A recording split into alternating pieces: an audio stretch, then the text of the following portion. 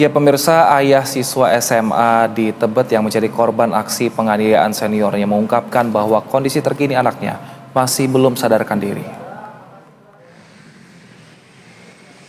Dalam keterangannya, ayah korban mengungkapkan bahwa anaknya tersebut sudah 4 hari menjalani perawatan di rumah sakit. Sang ayah korban pun menjelaskan bahwa anaknya sempat mendapatkan penanganan operasi di bagian kepala. Sebab dari hasil CT scan terjadi pendarahan.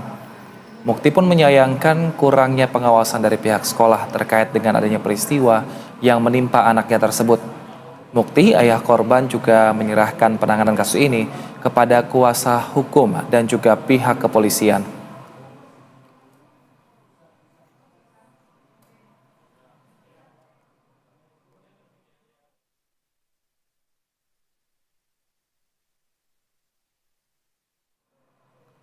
Untuk mengetahui kondisi korban dan juga kronologi peristiwa, kita sudah terhubung dengan Mukti, orang tua dari AAP. Selamat sore Pak Mukti. Ya, selamat sore Pak. Baik, sebelumnya kami turut prihatin Pak Mukti atas apa yang menimpa anak Anda. Pak Mukti, saat ini kondisi anak Anda seperti apa Pak Mukti? Ya, terima kasih banyak Pak atas kondisi anak saya, perhatiannya atas kondisi anak saya. Ya, anak saya dalam sekarang ini memang kalau untuk hidup sudah ada ya, cuman nggak bisa bergerak berbicara atau apa, belum bisa sama sekali. Tapi artinya Ya, sudah sadarkan diri ya Pak Mukti ya? tidak sadarkan diri Pak, tidak sadarkan diri ya. Saya baru juga ketemu sama dokternya tadi ya, karena kondisinya ini sangat fatal dan sangat parah sekali gitu. Jadi ada pendarahan di otak, terus otaknya juga rusak seperti itu. Jadi untuk kedepannya itu ya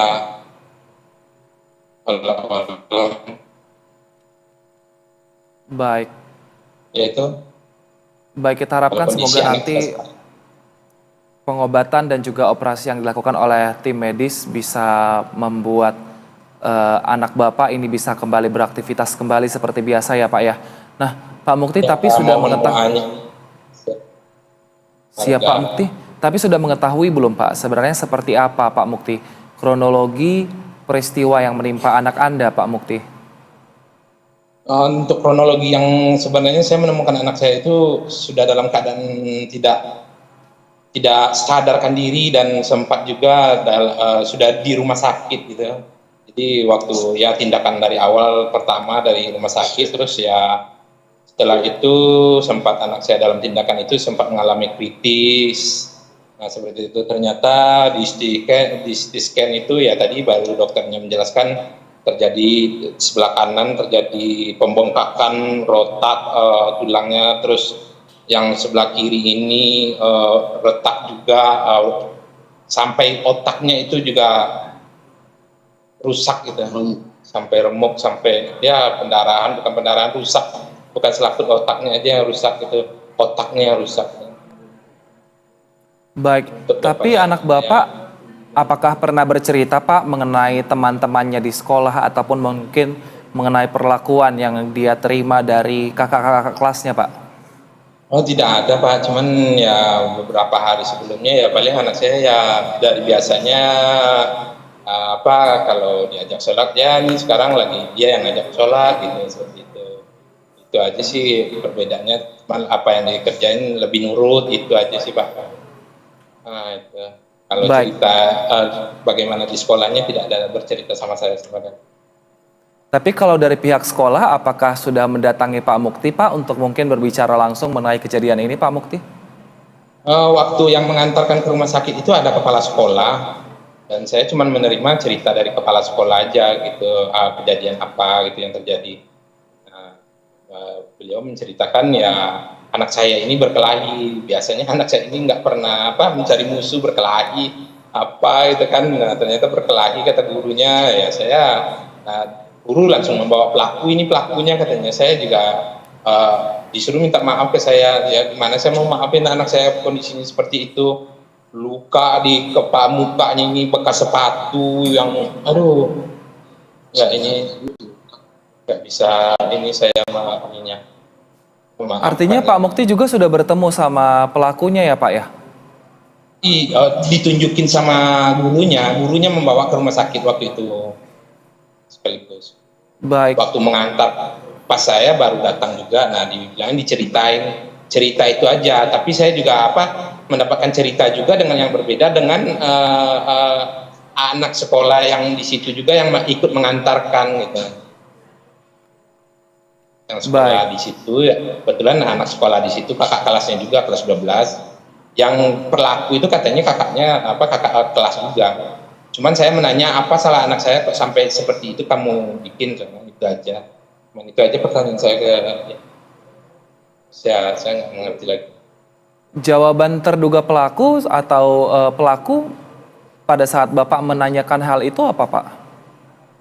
Ya apa yang saya ingatnya itu dia cuma menyalahkan anak saya aja itu. Udah separuh mati anak saya, kamu bikin apa salah anak saya selama ini ya nggak pernah jawab omong saya aja nggak pernah, apalagi buat berantem gitu kan.